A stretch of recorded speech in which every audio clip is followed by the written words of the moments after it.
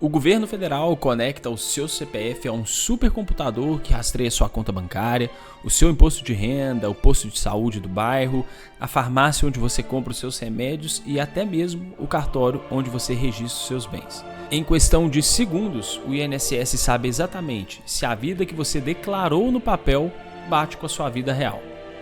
E se houver qualquer vírgula fora do lugar, o bloqueio do seu benefício acontece no piloto automático, sem que nenhum ser humano precise analisar o seu caso antes de cortar a sua renda. Nós precisamos ter uma conversa muito séria hoje. Acabou a era em que o INSS era apenas uma instituição cega, lenta e que dependia de pastas físicas amareladas, perícias presenciais demoradas para saber se você estava ou não cumprindo as suas regras. Durante décadas, as pessoas acreditavam que o governo não tinha como saber o que acontecia dentro da casa delas. Hoje, vivemos a era do cruzamento de dados. O governo federal unificou todos os seus bancos de dados em uma plataforma gigantesca. Você não está lidando apenas com um analista humano que pode olhar para você com empatia e entender a sua situação. Você está lidando com algoritmos frios que rodam 24 horas por dia, cruzando informações de dezenas de ministérios e secretarias.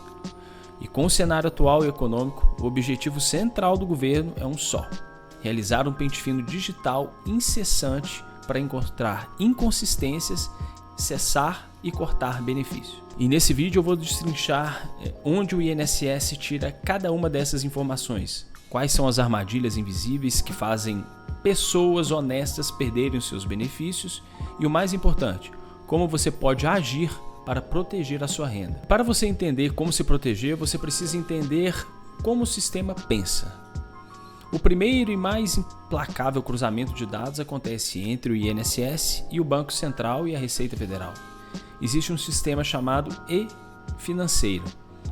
Todos os bancos e instituições financeiras são obrigados por lei a enviar para a Receita Federal um relatório detalhado com todas as suas movimentações financeiras.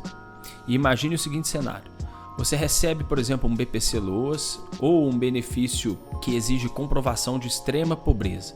De repente, a sua conta bancária começa a receber transferências via Pix. Talvez você esteja fazendo um pequeno trabalho informal para conseguir comer, ou um parente pediu a sua conta emprestada para guardar um dinheiro, achando que não teria nenhum problema. Para o algoritmo, não existe contexto. O sistema apenas identifica que o CPF cadastrado como de baixa renda está movimentando milhares de reais, por exemplo. É importante frisar que ainda isso não é automático, mas com cada vez mais e mais informações que o governo tem acesso, da noite para o dia você pode ter, por exemplo, seu benefício cortado ou suspenso. O segundo grande radar é o do Ministério da Saúde. O INSS agora acessa em tempo real o DataSUS e o ConnectSUS. E muitas pessoas estão afastadas ou recebendo, por exemplo, auxílio-doença ou aposentadoria por invalidez. Elas vão à perícia, apresentam um laudo de um médico particular dizendo que estão incapacitadas. Mas aí, o que o INSS faz? Ele cruza o seu CPF com o sistema das farmácias populares, por exemplo, e dos postos de saúde. Se seu algoritmo mostrar que você não retira medicação contínua, que não há registro de consultas ou acompanhamento no SUS, ou ainda que o seu histórico hospitalar não condiz com a gravidade do laudo particular, ou que você já recuperou a sua saúde. E não para por aí. O INSS possui convênios diretos com cartórios de registro civil através do CIRC, recebendo notificações de óbitos e casamentos em tempo real. Possui também ligação com o Detran. Então, se você se aposentou por invalidez alegando cegueira severa, por exemplo, mas o seu CPF aparece no Detran renovando carteira de motorista, o sistema pode identificar a contradição imediatamente. E agora nós vamos entrar num assunto muito sério, onde o governo federal tem um acesso quase imediato, que é o CadÚnico. E muitos brasileiros estão perdendo benefício por cadastro desatualizado no CadÚnico. A primeira grande armadilha é o cadastro desatualizado, que é o verdadeiro terror de quem recebe o BPC. O CadÚnico é a fotografia da sua família para o governo. A mãe atípica que luta anos para conseguir um benefício para o filho, por exemplo. O tempo passa, o filho mais velho cresce, consegue o primeiro emprego, por exemplo, de carteira assinada. E ele continua morando na mesma casa. O que acontece?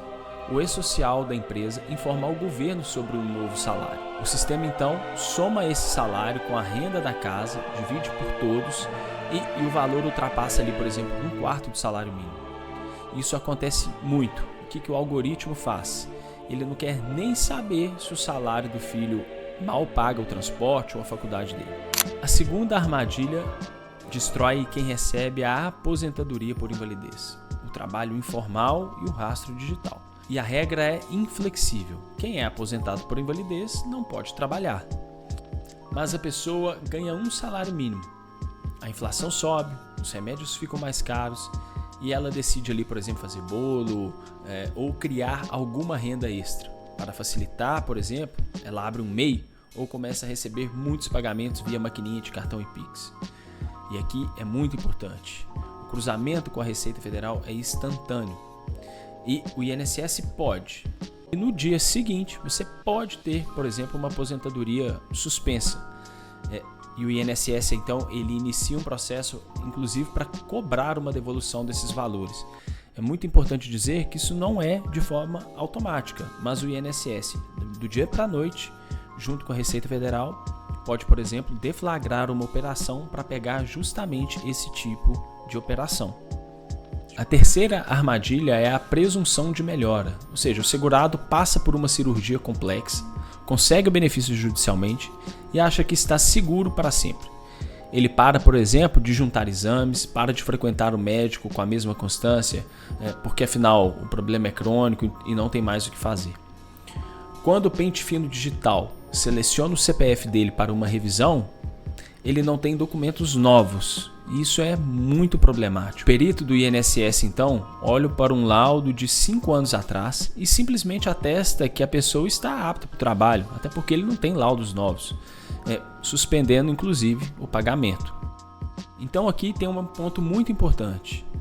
Sempre passe no médico, sempre guarde os relatórios médicos novos, para que no momento que você for convocado para uma perícia, você tenha todos os documentos e relatórios médicos atualizados para o perito entender e ter a convicção de que a sua incapacidade persiste até aquele momento. A dor de ter o sustento cortado do dia para a noite é paralisante, mas é exatamente aqui que a sua postura precisa mudar.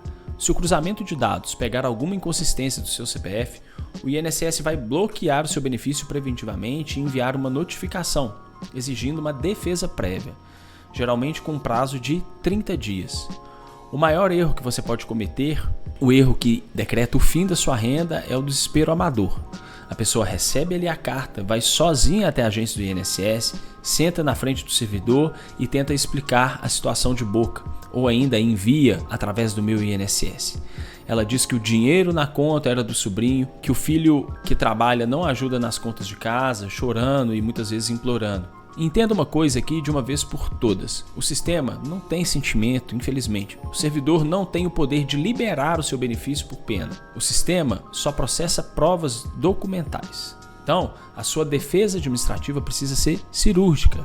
Ela precisa ser um verdadeiro escudo. Se o problema foi, por exemplo, bancário, é necessário ali anexar extrato ou declaração de imposto de renda, enfim, é preciso se fazer uma prova concreta para que então seu benefício possa ser restabelecido. Se o problema foi o CadÚnico, é preciso então construir a tese de que a renda do outro membro da família está comprometida ou, mais importante, talvez aquela pessoa que teve uma renda nova não necessariamente ingresse, aliás, faz parte do mesmo grupo familiar.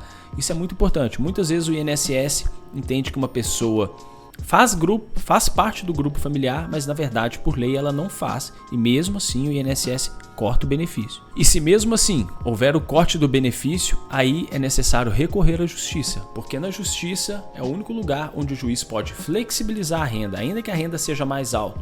Se for comprovado gastos, é possível o juiz flexibilizar a renda e ainda assim não cortar o benefício. Cruzamento de dados não é uma fase temporária, é uma realidade que veio para ficar, é sem volta. O governo tem um satélite apontado para o seu CPF a tempo todo. A melhor defesa aqui é sempre a prevenção.